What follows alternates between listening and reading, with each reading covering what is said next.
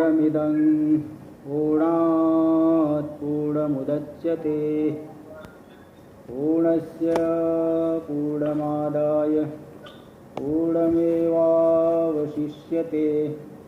ॐ शान्ति शान्ति शान्तिः। शङ्करं शङ्कराचार्यं केशवं बादरायणं सूत्रभाष्यकृतौ वन्दे भगवन्तौ पुनः पुनः। ईश्वरो गुरुरात्मेति मूर्तिभेदविभागिने व्योमवद्व्याप्तदेहाय दक्षिणामूर्तये नमः। ओम शांति शांति शांति। साउंड बंद कर दीजिए सब लोग, अपना म्यूट कर दीजिए। तो वेदांत के प्रकरण ग्रंथ विवेक चूड़ामणि पर हम लोग विचार कर रहे हैं। इसका जो श्लोक नंबर चल रहा है 88 नंबर, पेज नंबर 57 पे हम लोग चल रहे थे। इसलिए यहाँ पे उपदेश दे रहे आचार्य शिष्य को कि मोहम जही, मोह को मारो, मोह को नष्ट करो। जो शरीर आदि में अहंता ममता है, आत्मत्व अभिमान, शरीर आदि को ही आत्मा मान के बैठे हो, यही मोह है। इस मोह को छोड़ो। इसलिए श्लोक आ गया है मोहं जयी महामृत्युम। जो मोह है महामृत्यु है, कोई एक छोटा मृत्यु नहीं है। महामृत्यु क्यों है? क्योंकि बारंबार मृत्यु की प्राप्ति कराता है। जन्म मरण का ये संसार चक्र जो है अनादि काल से चल रहा है। ये मरण के प्रवाह का हेतु है मोह। इसलिए इसको छोड़ो। कहाँ पे मोह होता है? देहदार सुतादिषु, शरीर में, पत्नी में, पुत्र में, पौत्र में, और भी बहुत जगह प्रीति होती है, मित्र है, ये सब बहुत जगह ऐसा होता है। ये तो आप लोग जानते हैं। इस जो मोह को छोड़ो जो कि देहदार आदि में है, और यम जित्वा मुनयो यान्ति। इसमें प्रमाण दे रहे कि देखो जिसको जीत करके मुनि लोग, जो मनीषी लोग हैं, मननशील लोग हैं, तद विष्णु परमम पदम, उस व्यापक परमात्मा के जो परम प्राप्तव्य पद है उसी को पा लेते हैं। इसलिए मोह को छोड़ो। देखिए इसका हम लोग टीका चल रहे थे, टीका देखिए। मुनया यानी मननशीला, क्योंकि ये थोड़ा छूट गया था, कल बंद हो गया था, इसलिए पूरा इसको देख लीजिए। मुनया मतलब मननशीला, जो मनन करने वाले उसे मुनि कहते हैं। ऋषि मुनि होता है ना, ऋषि मुनि, वहाँ ऋषि शब्द का होता है ऋषयो मंत्र द्रष्टार, जिन्होंने समाधि में जा करके मंत्र का अनुभव किया, साक्षात विशेष मनन करके उसका साक्षात्कार, विशेष जो है समाधि में जा करके ध्यान करके उसका साक्षात्कार किए। और ऋषयो मंत्र द्रष्टार, मंत्र के दृष्टा ऋषि, विशेष मनन कर किए उन्होंने। और मुनि होते हैं मनीषी लोग, मननशील लोग, जो मननात् मुनि, जो मनन करे। तो इसलिए मुनि जो विचारशील लोग हैं वे लोग परमात्मा पद की प्राप्ति कर लेते हैं। इसलिए मुनया यानी मननशीला, जो मनन करने के स्वभाव वाले हैं। तो यम देहादव मोहम, जिस देहादि में मोह को छोड़ करके, मोह का मतलब तादात्म्याभिमानम, जित्वा, उसको जीत करके, उसको जीत लिए, यानी छोड़ देना ही जीत लेना है। शत्रु को जीत लिया मतलब उसको मार डाले, पराजित कर दिए, यही पराजित, मार डाले यही जीत लिए। इसलिए तादात्म्याभिमान को जीत करके, हटा करके। बहुकालाद रूढ़ मूलम, बहुत समय से उसका मूल जो है, जैसे वृक्ष का मूल एकदम रूढ़ दृढ़ हो गया है, अनादिकाल से चल रहा है मोह का प्रवाह। अत्यंत रूढ़ मूल वाला होने पर भी देशिक दत्त युक्तिया, देशिक जो गुरु जी है, उपदेष्टा गुरु, उनके द्वारा प्रदत्त जो युक्ति है, दृष्टि है, उसके द्वारा जीत करके। श्रुत्यवष्टम्भेन च, श्रुति के आधार पे भी, श्रुति के आधार पर भी मोह को जीत करके, यानी सुतराम परित्यज्य, अच्छी तरह से परित्याग करके। भाई जब तक आप संसार को, शरीर आदि को सत्य मान रहे हो तभी तक दुख मिलेगा। संसार में सत्यता बुद्धि हट जाए तब दुख नहीं मिलेगा, चाहे कैसा भी दिखते रहे। उदाहरण के द्वारा समझिए, जैसे आपका कोई मित्र आ गया आपके पास,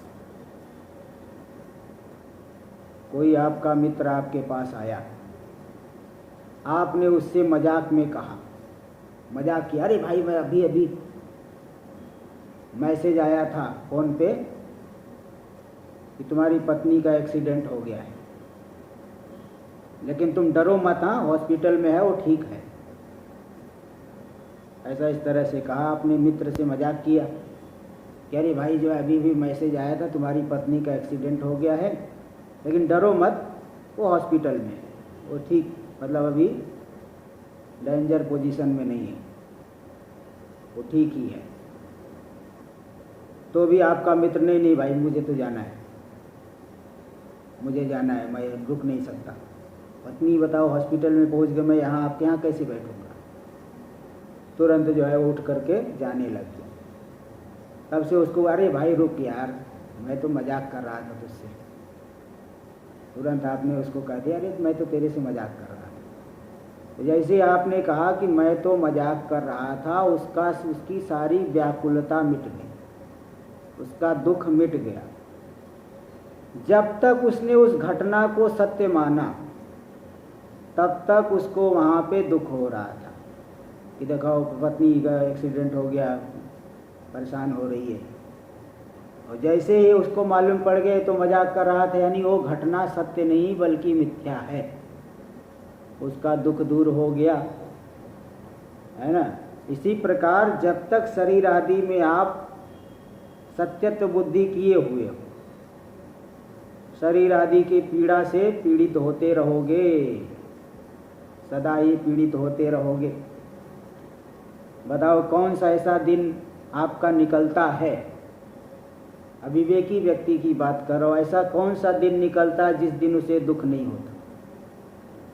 कितना भी अच्छा समय रहे तो भी थोड़ा बहुत दुख हो जाता है, और बुरा समय हो तो लोग कहते लगता है भगवान मेरे पीछे हाथ धो करके पड़ गए हैं, इतना मुझे दुख दे रहे हैं। तो मतलब ये है कि अगर शरीर आदि में दृढ़ तादात्म्य है, एक भी दिवस ऐसा नहीं जाएगा कि जिस दिन आदमी को दुख न हो, है ना। इसलिए महाभारत में एक श्लोक भी है, शोक स्थान सहस्राणि भय स्थान शतानि च दिवसे दिवसे मूढ़म आविशन्ति न पंडितम। शोक स्थान सहस्राणि, जो मूढ़ अविवेकी पुरुष है एक ही दिन में सैकड़ों बार उसको शोक करने के लिए अवसर आएगा।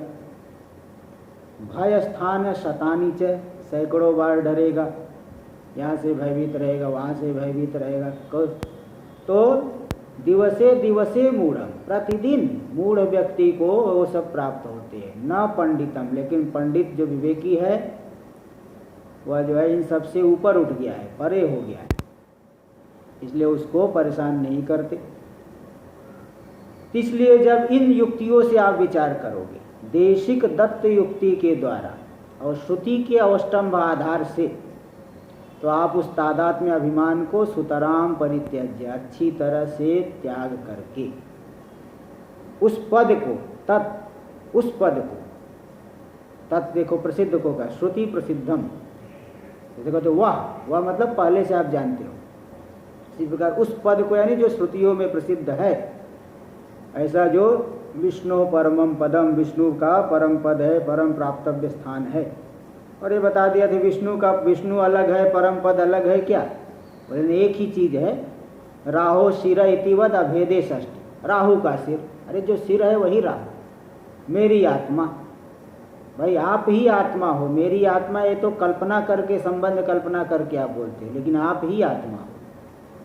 इसी तरह से राहु का सिर जैसे कहते, वैसे विष्णु का परम पद, वह परम पद ही विष्णु है, व्यापक परमात्मा है, अलग नहीं है।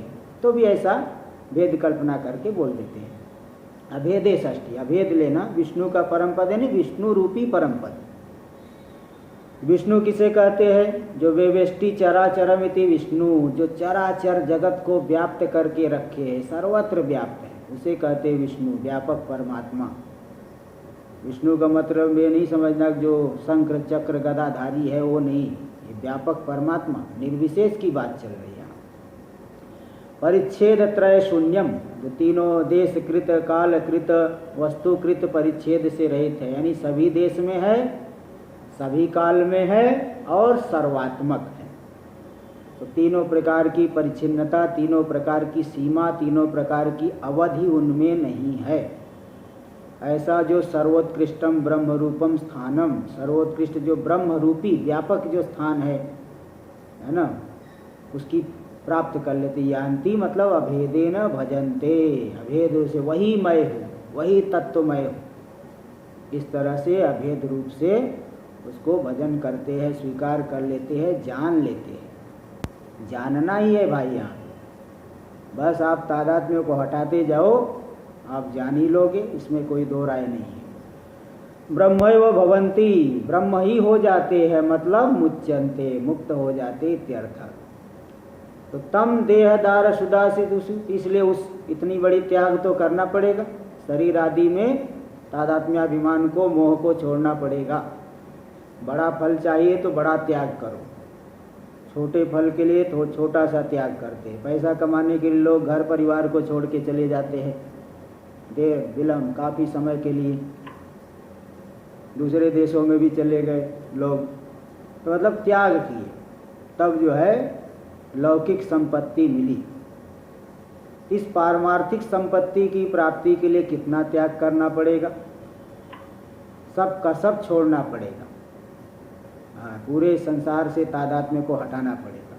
इसलिए तम देहदार सुतादिषु, देह में दार यानी पत्नी में, सुत आदि से पौत्र और सगे संबंधी सब जगह पे, आदि पदे न मित्र धनादिग्रह, मित्र में धन में, मित्रों से ही कितनी प्रीति होती है, इतनी प्रीति है। कभी मित्र आपको दिख जाए, बड़े टेंशन में बैठे हो, और कोई मित्र दिख गया आपका प्रिय है, उसको देखते ही आपके चेहरे पे प्रसन्नता आ जाती है, एकदम प्रसन्न हो जाते हो, बहुत उससे मन लगा हुआ है ना। इसी प्रकार जिसकी धन में प्रीति है, ज़्यादा से ज़्यादा पैसा मिलेगा वो खुश होते रहेगा, तो धन में ये भी तादात्म्य होता है। ज़्यादा धन में तादात्म्य इसलिए बताते, सर्प हो जाता है, सर्प की योनि मिलती है, वो धन के ऊपर ही बैठे रहता है, वहाँ से हटता ही नहीं, इसलिए तादात्म्य को छोड़ना है। तो तत्र मोहम यानी भ्रांतिम, इस भ्रांति को, मिथ्या तादात्म्य अभिमान को शरीर आदि में छोड़ करके, जो कि तव महामृत्यु, तुम्हारे लिए अत्यंत मृत्यु के समान है, अत्यंतम स्वस्वरूप प्रत्यावनेन। महामृत्यु क्यों है? क्योंकि तुमको अपने आपको आपके स्वाभाविक स्वरूप से प्रच्युत करा के गिरा देते हैं, यानी स्वाभाविक स्वरूप से गिरा दी। जैसे कोई गंदी आदत है तो व्यक्ति अपने कुल की, अन्य की मर्यादाओं को भूल जाता है। कोई एक अगर गलत आदत है, नशे करने की आदत है, तो ये नहीं सोचेगा कि हमारा कुल कितना प्रसिद्ध है, कितना वो है। एक गलत आदत से वह अपनी कुल की मर्यादा से च्युत हो जाता है। और यहाँ पे इस जो है तादात्म्याभिमान से जो वास्तविक स्वरूप है हमारा, उस स्वरूप से प्रत्यावन करके वह स्व के आदर्शन का हेतु है मोह। आप अपने आप को ही नहीं जान रहे हो।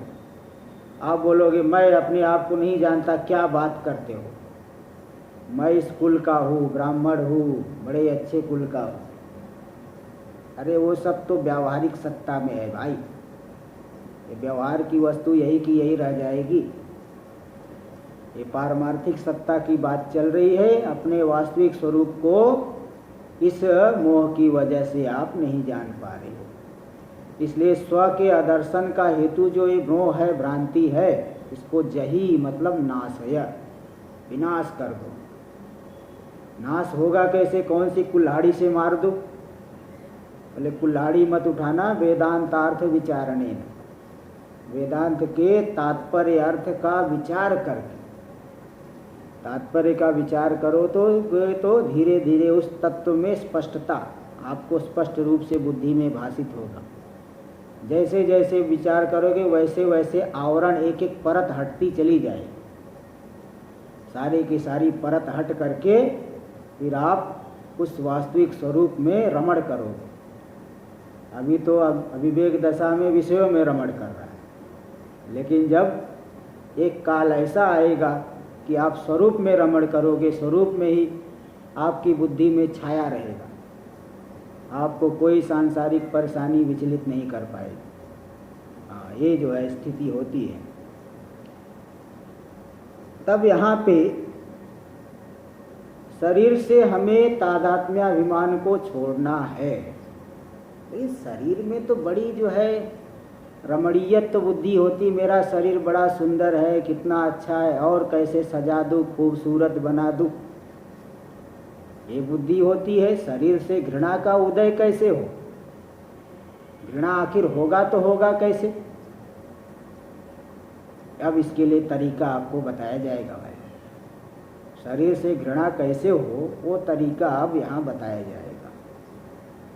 देखो वही बता रहे टीका में आगे, अत्यंता शुचि पदार्थ भूयिष्ठत्वात्, अत्यंत अपवित्र पदार्थों की बहुलता वाला है शरीर।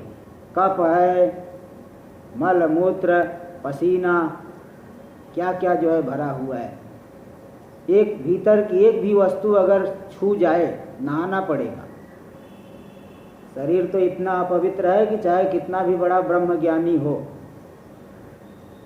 प्राण छूट गया, प्राण निकल गया, तो चाहे ब्रह्मज्ञानी हो तो भी उनका शरीर छूने पे नहाना पड़ेगा, स्नान करना पड़ेगा। हम लोग भी जब किसी महात्मा का शरीर छूट जाता है तो गंगा जी में जो है बहाने जाते हैं। अब जो है संयोगवश कैलाश आश्रम का आचार्य होने की वजह से मुझे ही लोग आगे कर देते हैं, तो महाराज आप ही जरा अभिषेक कराओ। तो पूर्व सूक्त तो ये सब पाठ करता हूँ, थोड़ा उनको दूध से दही से सब स्नान कराते हैं। और चाहे कितने भी बड़े ब्रह्मज्ञानी हो भाई, शरीर तो जो है छू लिए तो फिर स्नान करना पड़ेगा, ये पक्की बात है। तो चाहे कितने भी बड़े ब्रह्मज्ञानी, शरीर छुए तो स्नान करना पड़ेगा, ये नियम है। इसलिए अत्यंत अशुचि पदार्थ, और भीतर के कुछ पदार्थ लग गया, कुछ पसीना लग गया दूसरे का कुछ लग गया, तो भी आप स्नान करो। इसलिए अत्यंत अशुचि पदार्थों की बहुलता होने से दूरतः परित्याज्य, जो दूर से ही छोड़ देना, छोड़ने योग्य है। बहुत देवताओं कितने ही जो है अत्यंत अपवित्र पदार्थों की बहुलता है। अधिक विचार करो तब घृणा आ जाए। देखो घृणा उत्पन्न करने का यही उपाय है कि अंदर क्या माल है, क्या मटेरियल है, उसका विचार करो। सुतराम अभिमाना न रहे। अब बताओ, भीतर जो कोई एक एक वस्तु है उसको कहोगे क्या मैं ये हूँ, मैं विष्ठा हूँ, मैं मूत्र हूँ। शरीर को तो आप बोलते हो मैं ब्राह्मण हूँ, मैं क्षत्रिय हूँ, मैं सन्यासी हूँ, ये हूँ वो। लेकिन शरीर के भीतर वाला जो माल है वो भी तो शरीर का अंश है। मैं विष्ठा हूँ, मैं मूत्र हूँ, मैं पसीना हूँ, मैं ये हूँ। कोई अभिमान नहीं करता। इसलिए सुतराम अभिमाना न रहे। अच्छी तरह से कोई भी अभिमान के नहीं करने वाला, अभिमान के अनर्ह यानी अयोग्य। स्थूले देहे, स्थूल शरीर में तत्र जुगुप्सया, जुगुप्सा मतलब घृणा के माध्यम से, घृणा की उत्पत्ति के द्वारा हेता बुद्धि, हेता मतलब परित्याज्यता, परित्याज्य बुद्धि हो जाएगी अगर ज़्यादा विचार करोगे तो जो है शरीर ही आपको अत्यंत जो है उसमें घृणा बुद्धि होगी। घृणा बुद्धि हो करके क्या होगा? योग सूत्र में एक सूत्र आया है, शौचात स्वांग जुगुप्सा परैर असंसर्ग। अपने शरीर में जब घृणा हो गई तो दूसरे के साथ संसर्ग नहीं करेगा, है ना। चिपकेगा नहीं, अपने शरीर से भी मन हटाएगा, हट जाएगा धीरे धीरे। इसलिए घृणा की उत्पत्ति करके शरीर में परित्याज्यता बुद्धि, परित्याज्य बुद्धि, ग्राह्य बुद्धि नहीं, ग्रहण करने वाली बुद्धि नहीं, परित्याज्य बुद्धि की को दृढ़ कर रहे। श्लोक नंबर 89 देखिए। त्वं मांसरुधिरस्नायु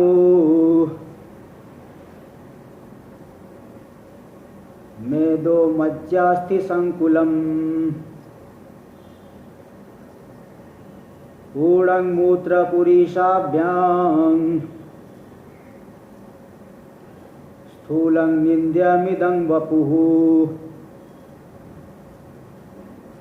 त्वं मांस रुधिर स्नायु, शरीर में क्या क्या भरा हुआ है। त्वचा है, भीतर की चमड़ी बाहर निकल आए तो है ना, कोई छुए नहीं।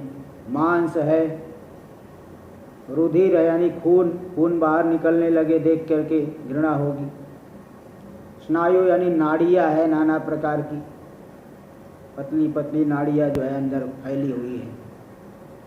और मेदो, मेद यानी चर्बी, चर्बी हो जाती है, चर्बी ज़्यादा खाने से ज़्यादा चर्बी हो जाती है। लोग बोलते अरे इसकी तो चर्बी बढ़ गई ज़्यादा, और ज़्यादा कोई वो दिखा रहा है तो बोलते तो तेरी तो चर्बी बढ़ गई लग रहा है। तो मेद यानी चर्बी। मज्जा, मज्जा मतलब हड्डियों में चिकनाई होती, मज्जा कहती। अस्थि यानी हड्डी, इनसे संकुलित है, संकुलम वेष्टित है, इनसे लिपटा हुआ है पूरा शरीर। और पूर्णम मूत्र पुरीशाभ्याम, बताओ मूत्र भरा हुआ है, पूरी विष्ठा भरी हुई है, दिन भर में कितना निकल जाता है। इनसे भरा हुआ है तभी तो निकल रहा है, भरा ही हुआ है। इसलिए ये सब अगर ध्यान करोगे तो फिर यहाँ घृणा उत्पन्न होगी। स्थूलम निंद्यम इदम वप, अत्यंत निंदनीय है, अत्यंत निंदनीय वस्तुओं का समुदाय है। इसलिए त्यागने योग्य मतलब अभिमान छोड़ने, अभी ज़्यादा अभिमान इसमें नहीं करना चाहिए, मिथ्या अभिमान इसमें नहीं करना चाहिए। कोई जो है निंदनीय वस्तु है उसको व्यक्ति ढोता नहीं है। अब अगर ढो रहा है तो मतलब मिथ्या अभिमान है, लालच है, लोभ है, कुछ पाने की आशा। जैसे देखिए एक बार कोई आदमी रास्ते से जा रहा है, रास्ते से जा रहा है, देखा उसको दिखाई पड़ी एक बहुत बड़ी गठरी, पोटली दिखी। उसने सोचा लगता है जरूर इसके अंदर कुछ कीमती वस्तु होगी। तो तुरंत जा करके उस पोटली को उठा लिया, उठा करके जाने लग गया। घर उसका बहुत दूर था, वो जंगल से ही जो है उठा करके लाया, 4-5 किलोमीटर तक सिर में लाद के लाया। सिर में फिर बाद में घर में जाके खोला तो देखा उसमें फटा हुआ शर्ट, फटा हुआ पैंट और फटी हुई साड़ी, सब जो है एकदम यही सब पुराने पुराने कपड़े, और बीच में एक मोटा सा पत्थर रखा हुआ था, इसलिए बहुत वजन लग रहा था। उसने अपने सिर पे हाथ मारा, हे भगवान बुद्धि कैसे खराब हो गई, फालतू चीज़ों को उठा के लाया। ऐसे ही फालतू चीज़ों में हम लोग भी तादाद में करके घूम रहे हैं। सब मटेरियल एकदम बिल्कुल गंदा है, लेकिन अभिमान तो ऐसा कर रहा है कि ब्रह्मा के पिताजी है कुछ भी नहीं। इसलिए अत्यंत निंदनीय, निंद्यम इदम वपु, ये जो शरीर है अत्यंत निंदनीय है, इसमें मिथ्या अभिमान को छोड़ देना चाहिए। इन सब निंद्य वस्तुओं का चिंतन करके इसमें मिथ्या अभिमान को छोड़ना चाहिए। टीका में देखिए दे रहे आगे, स्नायव यानी शिरा, नाड्य, शरीर के भीतर स्नायु है। त्वं मांस रुधिर स्नायु, स्नायु का बहुवचन स्नायव यानी शिरा, नाड्य, नाड़िया है, शिराएँ है। तत्र अत्यंतम जुगुप्साम जनयत, शरीर में अत्यंत घृणा की उत्पत्ति करा रहे कि देखो ये मूत्र पुरीशाभ्याम पूर्णम, मूत्र और पुरीश विष्ठा,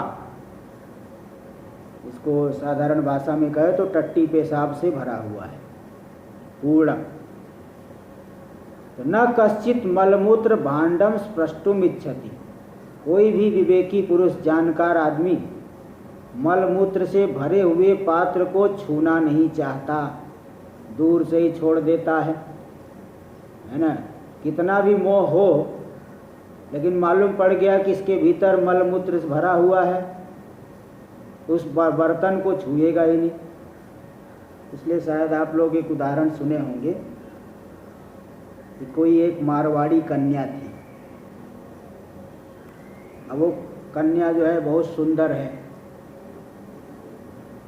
तो ये राजकुमार उस समय, ये तो पुरानी बात है, उस देश का जो राजकुमार था उसको जो है वो कन्या बड़ी जो है प्रिय लगी, उसे प्रेम हो गया। तो राजा से बोला, पिताजी मैं उसी से विवाह करूंगा, बाकी किसी से विवाह नहीं करूंगा। राजा ने उस मारवाड़ी सेठ को संदेश भेजा कि मेरा पुत्र तुम्हारी पुत्री से विवाह करना चाहता है, तुम लोग हाँ बोलो। अब मारवाड़ी को मालूम पड़ा, बड़ा वो दुखी हुआ कि देखो दूसरे कुल में हम क्यों विवाह करें, हम तो वैश्य जाति के हैं, वो क्षत्रिय जाति, हम क्यों वहाँ विवाह करें, हमारे कुल में बदनामी होगी।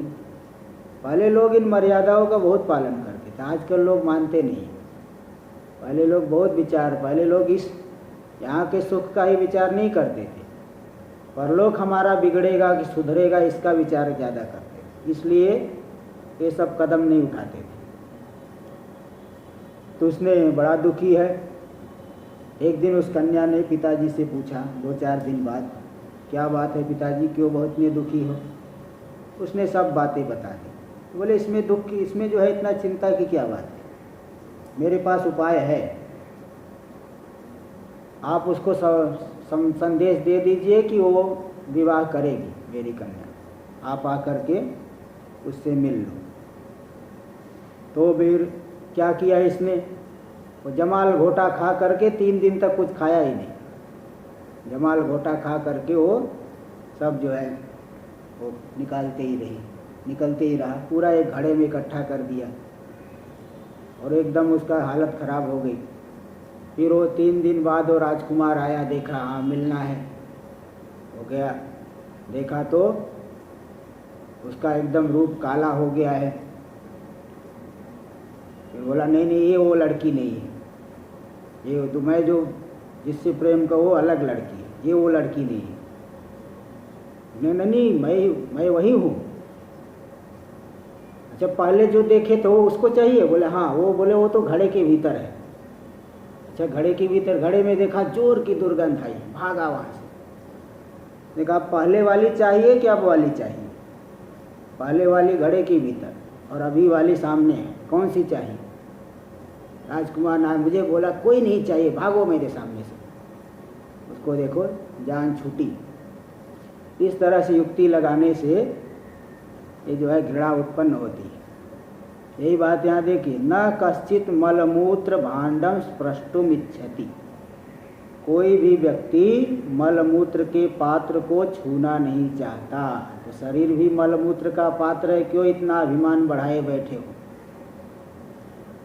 इसलिए कुतस्तत्र हंता, छूना ही नहीं चाहता, हम बुद्धि मैं यही हूँ ऐसा कैसे कहेगा।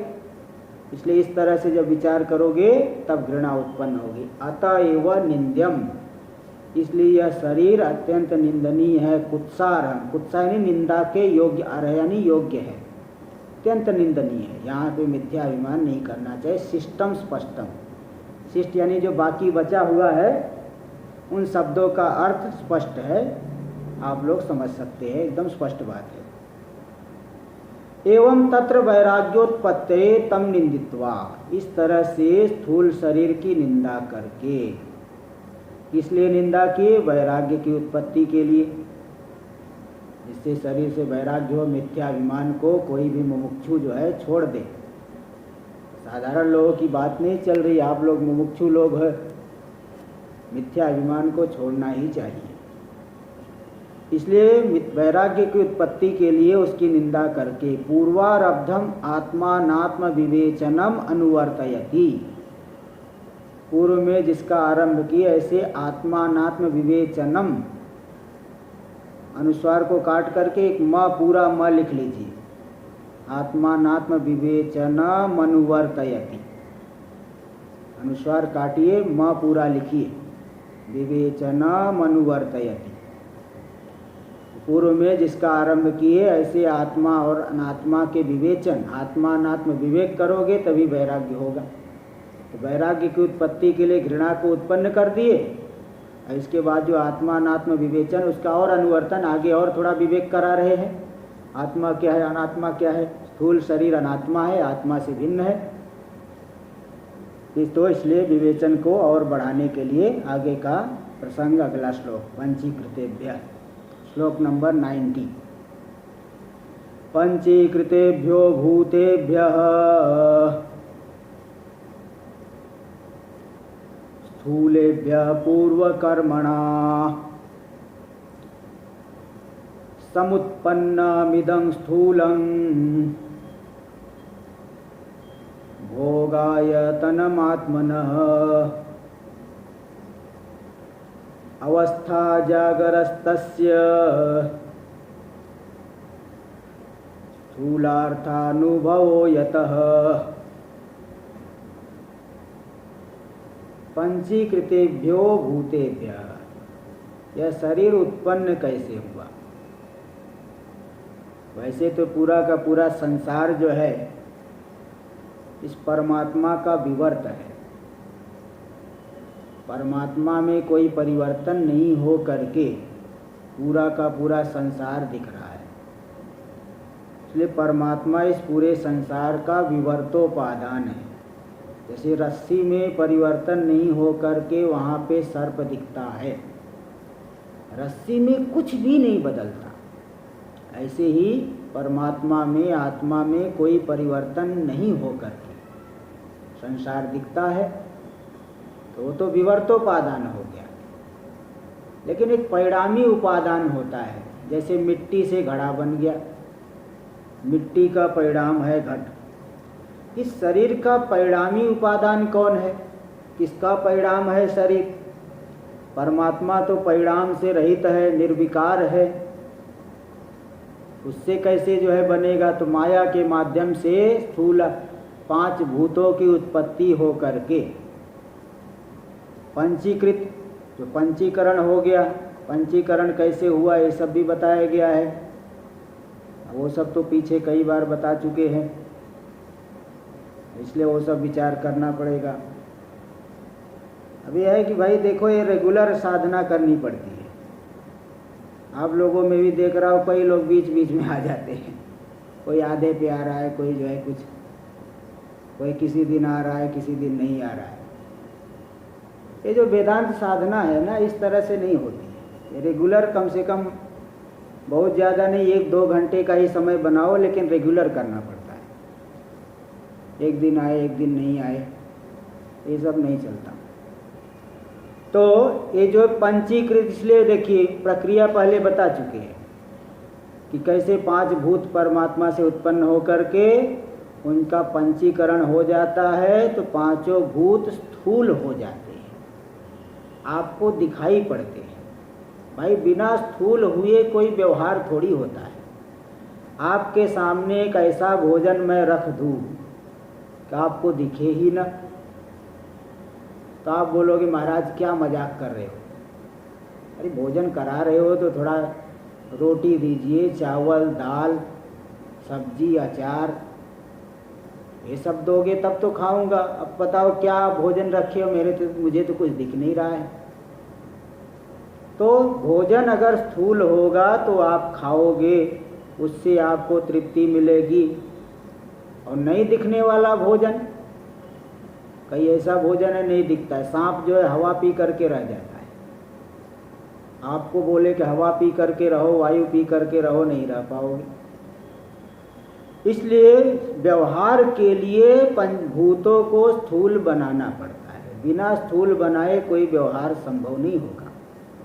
इसलिए पंचीकृतेभ्यो भूतेभ्यः, इन जो पंचीकृत भूत है 5 स्थूलेभ्यः, 5 स्थूल भूतों से पूर्व कर्मणा, पूर्व कर्मों के द्वारा, पूर्व कर्म इसमें निमित्त कारण है। समुत्पन्नम इदं स्थूलम, आपका शरीर कैसा है, इसमें आपका पूर्व कर्म कारण बनता है। कोई उत्कृष्ट कुल में उत्पन्न हुआ है, कोई निकृष्ट कुल में उत्पन्न हुआ, कोई गोरा है, कोई काला है, कोई लंबा चौड़ा, कोई छोटा, कोई पुरुष है, कोई स्त्री है। ये सब कर्मों का ही खेल चल रहा है, सब खेल कर्मों का ही। जैसा कर्म उद्भूत हुआ, जैसी वासनाएं उद्भूत हुए, उसी के अनुसार शरीर मिलता है। जैसे मान लिया कोई आदमी इस समय पुरुष का शरीर है, लेकिन वो स्त्री का चिंतन बारंबार करता है, और मनुष्य वाला शरीर मिलने जैसा कर्म भी करता है। तो स्त्री का चिंतन करते करते आखिरी समय में अगर स्त्री की आकृति मन में बनी तो उसे स्त्री का शरीर मिल जाएगा। कोई स्त्री है, पुरुष की आकृति बन गई, आखिरी समय में मन में आ गई, वो पुरुष बन जाएगी। तो जैसा चिंतन, जैसी वासनाएं, जैसा कर्म, इनके आधार पे शरीर मिलता है, और कर्मों के आधार पे ही भोग भी मिलता है। क्या सुख मिलना है, क्या दुख मिलना है, तो तीन चीज तो पहले से ही निर्धारित है, जाति, आयु, भोग। कहाँ पे आपका जन्म हुआ, किस कुल में, वो भी पहले निर्धारित हो गया। कितनी आयु है, ये भी आपकी पहले से निर्धारित है, और क्या भोग मिलेगा ये भी आपको निर्धारित है।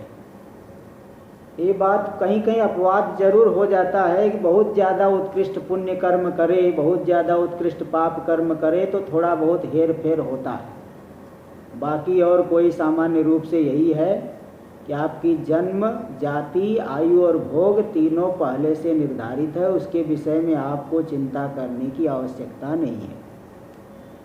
इसलिए आप कह दिए कि पूर्व कर्मणा, पूर्व कर्मों के द्वारा पांचों भूतों, स्थूल भूतों से ये शरीर उत्पन्न हुआ है। तो ये आत्मा है क्या? आत्मा थोड़ी, अनात्म पदार्थों से जो बना है। दूध से बनी मिठाई, दूध से बनी मिठाई वो दूध से बनी है, दूध रूप, दुग्ध रूप है। अन्य चीजों से बनी मिठाई अन्य रूप है। मिट्टी का बना बर्तन मिट्टी है। पांचों भूतों से बना शरीर पांच भूत रूप है, पंचभूतात्मक है, आत्मा नहीं है। आत्मा थोड़ी है, पांच भूत है, पांच भूत अनात्मा है, इसलिए यह शरीर भी अनात्मा है।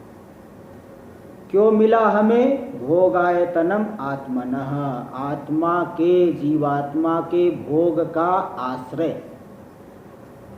भोग मतलब सुख दुख। देखो भोग के लिए एक पंक्ति आती है, सुख दुख अन्यतर साक्षात्कारो भोगः। सुख का ज्ञान होना अथवा दुख का ज्ञान होना, यही है भोग। तो जीवात्मा के भोग के लिए पूर्व कर्मों के आधार पर पांचों भूतों के माध्यम से यह शरीर बन गया है। और इस स्थूल शरीर का अनुभव कब होता है? अवस्था जागरस्तस्य, जागृत अवस्था में। जिस अवस्था में आप इंद्रियों के द्वारा विषय का भोग करते हो, विषयों का अनुभव करते हो। आप कहोगे नहीं, स्वप्नावस्था में भी तो इंद्रियों के द्वारा ही देखते हैं। तो भाई ये बात साफ कर लेना कि स्वप्नावस्था में जो विषय है वह भी प्रातिभाषिक है, जो इंद्रिया है वह भी प्रातिभाषिक है। स्वप्नावस्था में विषय और इंद्रिया जो है दोनों के दोनों ही प्रातिभाषिक है। इसलिए इंद्रियों के द्वारा भोग नहीं, वहाँ इंद्रियों के द्वारा विषय का अनुभव नहीं। मतलब बाह्य इंद्रियों के द्वारा विषय का, मन तो है, मन के द्वारा तो मन तो है, लेकिन बाह्य इंद्रिया वहाँ नहीं है। वो जो दिख रहा है वो प्रातिभाषिक है। इसलिए जो स्थूल शरीर की अवस्था है जागृत अवस्था, अवस्था जागरस्तस्य, जागरा मतलब जागृत अवस्था, तस्य, तस्य मतलब स्थूल शरीरस्य। स्थूल शरीर का ज्ञान किस अवस्था में होता है? जागृत अवस्था में। और स्वप्नावस्था में प्रातिभाषिक शरीर है, मिथ्या है ना, व्यावहारिक नहीं है, प्रातिभाषिक, केवल उतने काल के लिए दिख जाता है। और ये शरीर तो 50-60 साल जितनी आयु उतना रह जाता है। यतः स्थूलार्थानुभव, तो जिस स्थूल शरीर के द्वारा जागृत अवस्था में स्थूल विषयों का अनुभव होता है। शब्द, स्पर्श, रूप, रस, गंध, इन 5 विषयों को व्यक्ति अनुभव करता है। इनसे सुखी होता है, दुखी होता है, कभी कभी उदासीन भी रहता है। हाँ, लेकिन जब तक विवेचन नहीं करता तो विरक्त नहीं होता है। विवेचन किया तभी विरक्त होगा, तभी वैराग्य आएगा। ते अवस्था है स्थूल शरीर की। कारण क्या है ये भी बता दिए। परमात्मा ने उत्पन्न किया, लेकिन हमारे कर्मों के आधार पे उत्पन्न किया। टीका में देखिए पेज नंबर 58 शुरू। पूर्वम तावत नभ आदिनी सूक्ष्माणि भूतानि। पूर्व में बताया गया था पेज नंबर 49 श्लोक नंबर 75 76 आधा आधा वहाँ पे बताया गया। 49 पेज पे आया था श्लोक। तो वहाँ पे बताया तो नभ आदिनी सूक्ष्माणि भूतानि। आकाश आदि जो 5 सूक्ष्म भूत है, परस्परांशै मिलितानि, परस्पर अंशों के द्वारा मिल गए तो स्थूलानि संति, स्थूल हो करके स्थूल शरीर हेतव, स्थूल शरीर के हेतु बन जाते हैं। 5 के 5 भूत, स्थूल भूतों से ही स्थूल शरीर बनता है। इति उत्तम उपादान कारण हो गया स्थूल 5 भूत, और निमित्त कारण है धर्माधर्म। तत्र पंचीकरणम न शब्दतः स्पष्टम कथितम। वहाँ पे भी बताया गया कि मिल करके परस्पर अंशों के द्वारा मिल करके स्थूल हो जाते, लेकिन पंचीकरण ये शब्द वहाँ मूल श्लोक में नहीं आया। तो शब्दतः स्पष्टम न शब्दतः स्पष्टम कथितम, वहाँ स्पष्ट रूप से नहीं कहे है तो यहाँ कह दिए। ऐसे होता है ना कभी कभी, जैसे मुझसे मैं बता रहा हूँ आपको, पढ़ा रहा हूँ कुछ भूल हो गई तो अगले दिन थोड़ा बता देंगे, भाई कल थोड़ा सा ये प्रमाद से ऐसा हो गया, इस शब्द को मैंने नहीं बताया था। ऐसे ही यहाँ पे भी आ गया कि वहाँ पंचीकरण ऐसा शब्दतः नहीं कहे थे, है ना। इसलिए यहाँ पे सबसे पहले पंचीकृतेभ्य ऐसा शब्द दे दिए। पंचीकृत 5 स्थूल भूतों से ही पूर्व कर्मों के आधार पर यह शरीर बनता है। ते 5 सूक्ष्म भूत परस्पर अंशों से मिलित होकर के स्थूल शरीर के हेतु बनते हैं। तो पंचीकृत शरीर भूतों से ही स्थूल शरीर बनता है। अतएव स्थूलेभ्य पृथ्वी इत्यादि व्यवहार योग्य है। ये भी बता दिया आपको स्थूल क्यों करना पड़ता है। सूक्ष्म में व्यवहार नहीं होता है, व्यवहार तो स्थूल में ही होता है। तो स्थूलेभ्य का मतलब है पृथ्वी इत्यादि जो व्यवहार के योग्य है। आपके सामने मिट्टी पड़ी, आप कहोगे पृथ्वी है। जल को जल कहोगे, अग्नि को तेज को अग्नि कहोगे, वायु कहोगे, खाली जगह आकाश कहोगे। तो जो स्थूल है मतलब शब्द प्रयोग जिनके लिए किया जाता है, जिनका ज्ञान होता है, तो व्यवहार के योग्य स्थूल 5 भूतेभ्यः, उनसे जो है शरीर बनता है। लेकिन कोई देवता हो गया, कोई मनुष्य हो गया, कोई स्थावर हो गया, इसमें भेद क्यों आया। सभी तो पंचभूतात्मक है, फिर अलग अलग शरीर क्यों हुआ। क्योंकि कर्म है निमित्त कारण। तत्रापि उनमें भी देव तिर्यंग मनुष्य आदि शरीर प्रभेदे बीजम। किसी को देवता का शरीर मिला, किसी को तिर्यक योनि सर्प आदि योनि मिल गई, मनुष्य आदि शरीर मिला। इस शरीर के प्रभेद में बीज क्या है, कारण क्या है। तो बोले पूर्व कर्मणः, पूर्व कर्मों के आधार पे ये सब भेद होता है। पुण्य पाप मिश्रानुसरणेन, पुण्य पाप मिश्रण जब होगा, पुण्य है पाप है और मिश्रण, पुण्य है तो देवता शरीर, पाप है तो तिर्यंग शरीर, और मिश्र यानी मिला हुआ है तो मनुष्य का शरीर। तो पुण्य पाप मिश्रानुसरणेन, मिश्रा का मतलब मिश्रण समझना, मिश्रा जाति नहीं लेना है। पुण्य से देवता शरीर, पाप से तिर्यक शरीर और मिश्र यानी मिश्रित कर्मों से मनुष्य का शरीर। तो इसके अनुसार देवादि शरीरोत्पत्ति रीति भाव, देवता आदि शरीर की उत्पत्ति इन कर्मों के आधार पे होती है। तो यह जो शरीर है, इदम यह देखो एकदम प्रत्यक्ष दिख रहा है, प्रत्यक्ष सिद्धम। यह देखो ये मेरा मित्र आ रहा है, ये वो आ रहा है, एकदम सामने दिखाओ। एक इदम, इसलिए इसको इदम शब्द का प्रयोग करते। इदम यानी प्रत्यक्ष सिद्धम, प्रत्यक्ष प्रमाण से जो दिख रहा है। यह जो स्थिर शरीर है किस लिए मिला है? भोग के लिए, सुख दुख का अनुभव करने के लिए, साधना के लिए, है ना। पूर्व कर्मों के अनुसार सुख दुख का भी अनुभव होगा और इसी में चाहो तो पुरुषार्थ भी कर लो। पुरुषार्थ नहीं किए तो सब बेकार हो जाता है। तात्मनो जीवस्य भोगायतनम, आत्मा जो जीवात्मा है उसके भोग का आश्रय है। यद अवच्छेदेन भोगो जायते तद भोगायतनम। आत्मा तो व्यापक है, सब जगह थोड़ी आपको सुख दुख का अनुभव हो रहा है। जैसे मैं ऋषिकेश में बैठा हूँ, मेरा शरीर यहाँ पे है, तो मुझे कुछ सुख दुख होगा यहाँ के ये जो शरीर है उससे होगा, उस शरीर के भीतर होगा। आपका शरीर मुंबई में है अथवा अन्य जगह है, तो आपको जहाँ आपका शरीर है वहीं पे अनुभव होगा सुख का दुख का। भले आत्मा व्यापक है, किंतु शरीरावच्छेदेन, शरीर रूपी सीमा के भीतर सुख दुख का अनुभव होता है। इसी को कहते शरीरावच्छेदेन, है ना। तो भोगायतनम यानी यद अवच्छेदन, जिस अवच्छेद के द्वारा, जिस सीमा के द्वारा भोग पुरुष को होता है, जिसके भीतर, तद भोगायतनम, वही है भोग का आश्रय।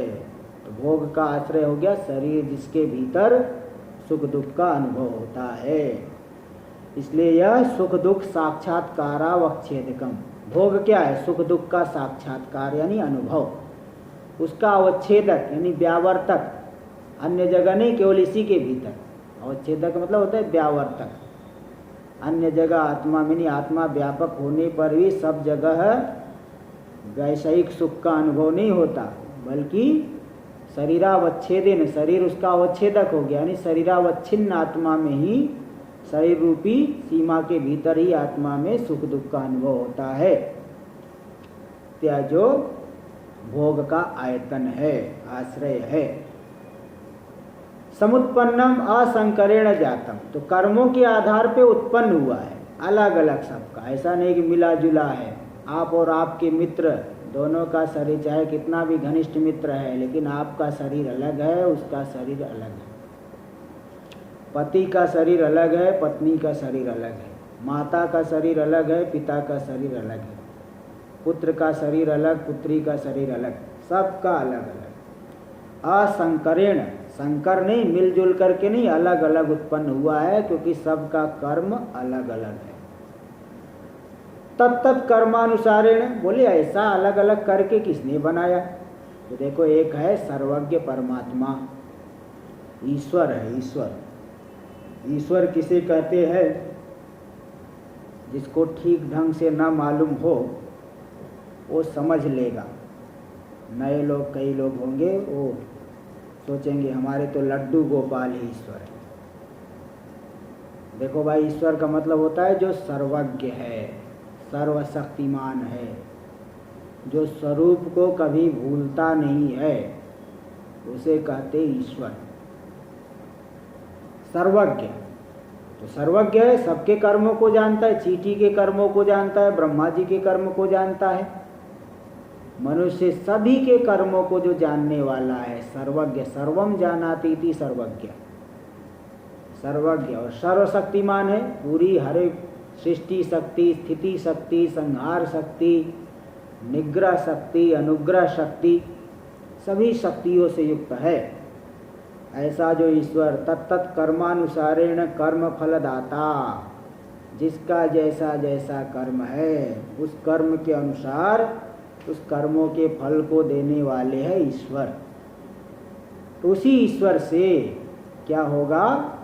सर्वज्ञ ईश्वर तत्त शरीरम तस्मै तस्मै ददाति, तो कर्मों के आधार पे किसी को मनुष्य का शरीर दे दिया, तस्मय उसके लिए, किसी के लिए मनुष्य शरीर दिया, किसी को पशु शरीर दिया। मनुष्य में भी कोई पुरुष बना, कोई स्त्री बनी, है ना, कोई ब्राह्मण हुआ, कोई क्षत्रिय हुआ, कोई चांडाली हो गया है, क्या क्या हो गया है बताओ। ये सब कर्मों की आधार पे है, कर्मों की महिमा है।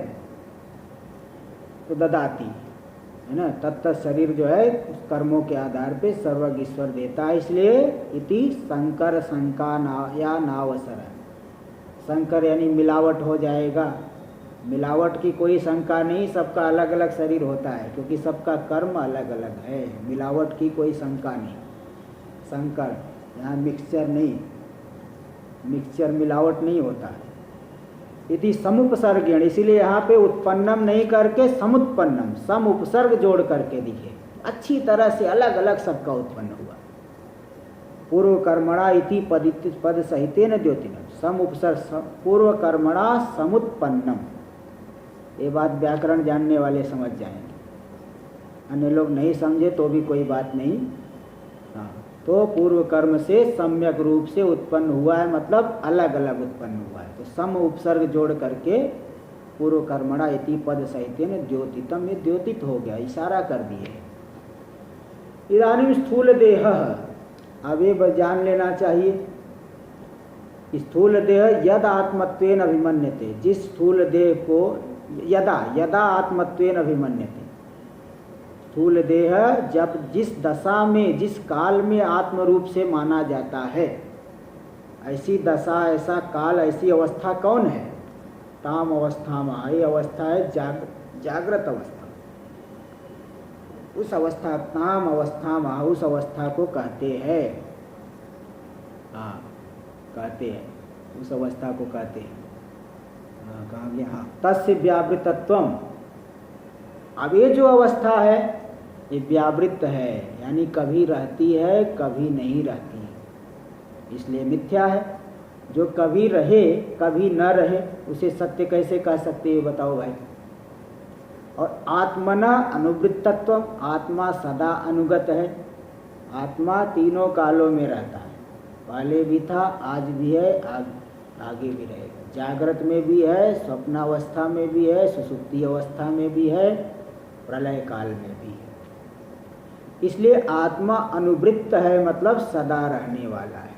स्थूल जागृत अवस्था व्यावृत्त है, मतलब कभी रहती है कभी नहीं रहती। तो बताओ, आपसे पूछे अब सत्य कौन है, मिथ्या कौन है? सीधी सी बात है, जो तीनों कालों में रहे वही सत्य है, और जो तीनों कालों में न रहे वो मिथ्या हो गए।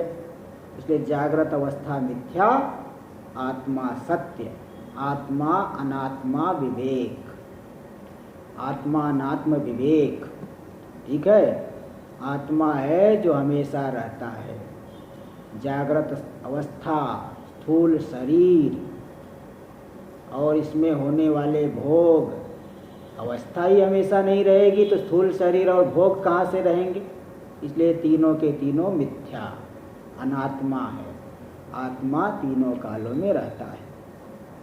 इसलिए तस्य व्यावृतत्वम, आत्मना अनुवृत्तत्वम च सम्यक बोधयित्वा, अच्छी तरह से बोध करा करके, तत्र अनात्मत्वम स्पष्टयितुम, हाँ उसमें अनात्मत्व को दिखाने के लिए, हाँ अच्छी तरह से बोध, किस लिए बोध करा के? अनात्मत्व को स्पष्ट करने के लिए ऐसा बोध करा करके उस अवस्था को अब बता रहे, जागृत अवस्था को, कि जिस अवस्था में इस स्थूल शरीर को आत्मा करके मानता है।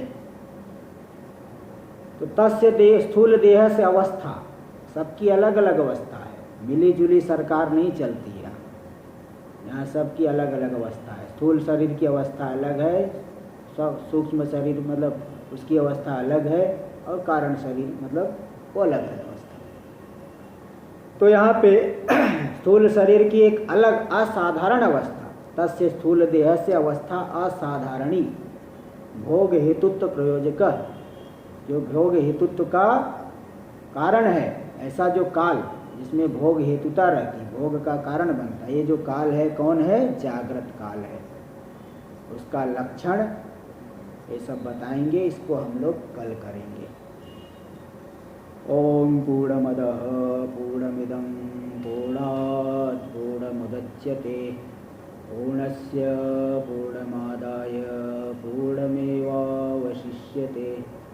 ओम शांति शांति शांति। शंकरं शंकराचार्यं केशवं बादरायणं सूत्रभाष्य कृतौ वन्दे भगवन्तौ पुनः पुनः।